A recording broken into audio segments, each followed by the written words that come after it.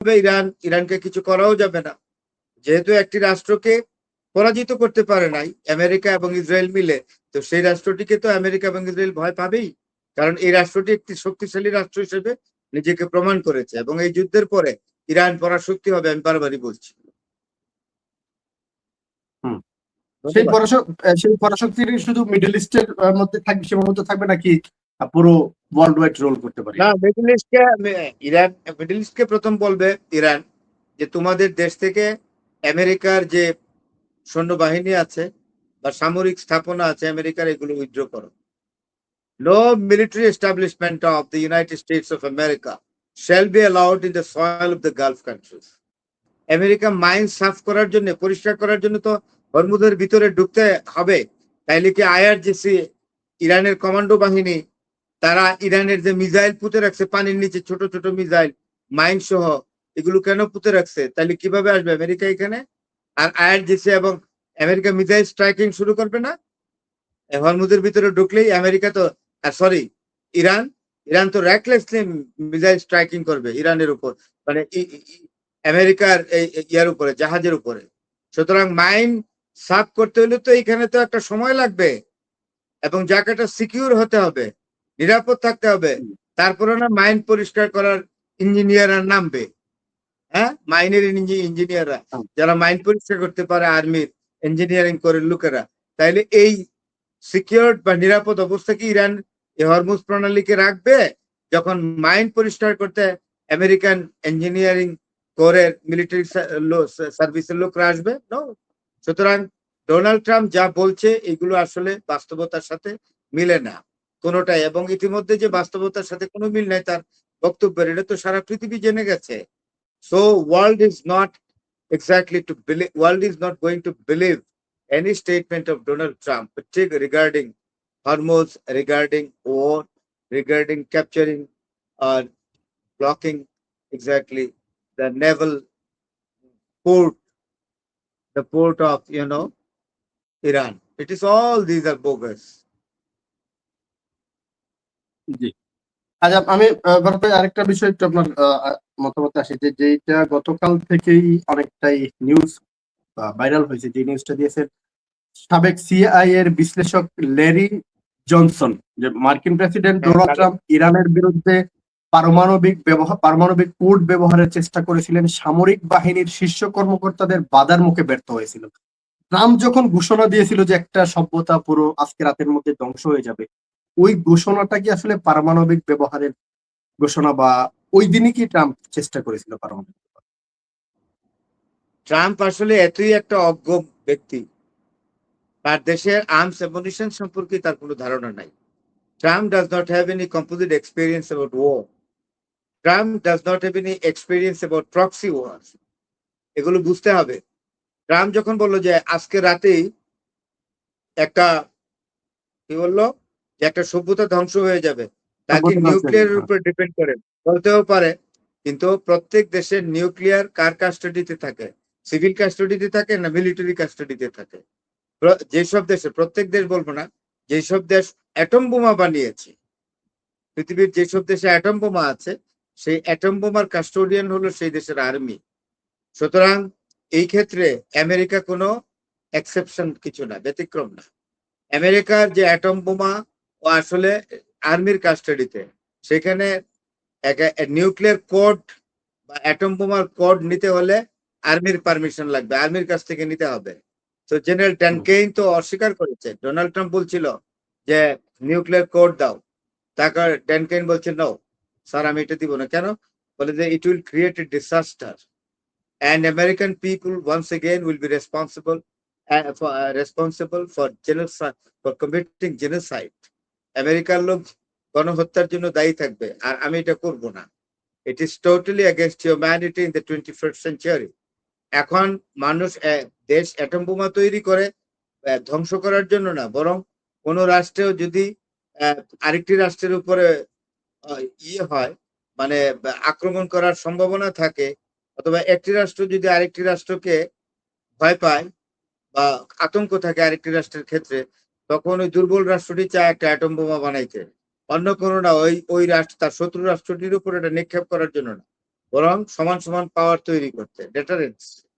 এটাকে বলে পাওয়ার ডেটারেন্স, ক্ষমতার ভারসাম্য বা ক্ষমতার সমতা। যেমন পাকিস্তান এবং ইন্ডিয়ার কথা বলি, ইন্ডিয়া পাকিস্তানের 8টার সমান, 8টা পাকিস্তান জোড়া দিলে ইন্ডিয়ার সমান হবে। তাইলে দেশও অনেক বড়। এর মধ্যে ভারত 1974 সালে অ্যাটম বোমা তৈরি করে ফেললো। তো এখন একটি অপেক্ষাকৃত ছোট রাষ্ট্র পাকিস্তানের কি করবে? তখন জুলফিকার আলী ভুট্টো ছিলেন পাকিস্তানের প্রধানমন্ত্রী। He was deeply committed exactly to produce nuclear bomb, এবং উনিতে তৈরি করলেন কেন? পাওয়ার সম্পদ, ক্ষমতার ভারসাম্য আনার জন্য। তো জুলফিকার আলী ভুট্টোর প্রাণ দিতে হলো, আমেরিকা এটা ভালোভাবে নেয় নাই। America plotted against him and used General Ziaul Haq to kill him. And it was the judicial murder in the history of Pakistan. The former Prime Minister of Pakistan had been hanged. তো সেই এইটা কিন্তু কোন রাষ্ট্রের উপরে নিক্ষেপ করার জন্য তো না।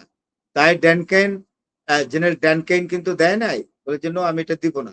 আমি যতক্ষণ so long I am the chief of American army, I must not surrender this code, nuclear code to you.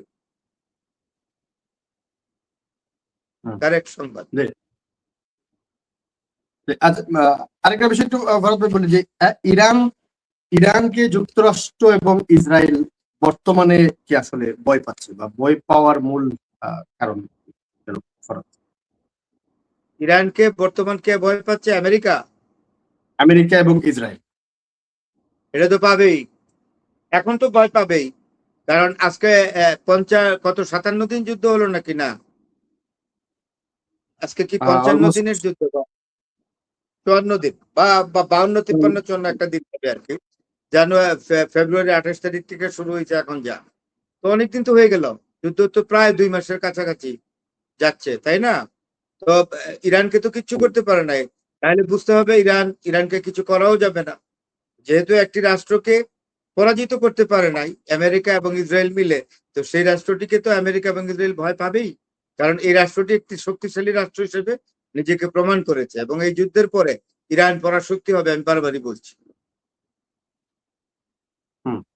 সেই পরাশক্তির শুধু মিডল ইস্টের মধ্যে থাকবে, সীমাবদ্ধ থাকবে নাকি পুরো ওয়ার্ল্ড ওয়াইড রোল করতে পারে? না, মিডল ইস্টকে প্রথম বলবে ইরান যে তোমাদের দেশ থেকে আমেরিকার যে সৈন্যবাহিনী আছে বা সামরিক স্থাপনা আছে আমেরিকার, এগুলো উইথড্র করো। No military establishment of the United States of America shall be allowed in the soil of the Gulf countries. That will be the declaration, and that is being declared by Iran, and Middle East এটা মানতে বাধ্য। ইতিমধ্যেই Saudi আরব চায়নার সঙ্গে নতুন করে কূটনৈতিক সম্পর্ক স্থাপন করতে আগ্রহ প্রকাশ করছে, কারণ বাতাস এখন অন্যদিকে বইতেছে। মোহাম্মদ বিন সালমান বুঝে গেছে যে সাঁতারে পানি পাবে না ভবিষ্যতে।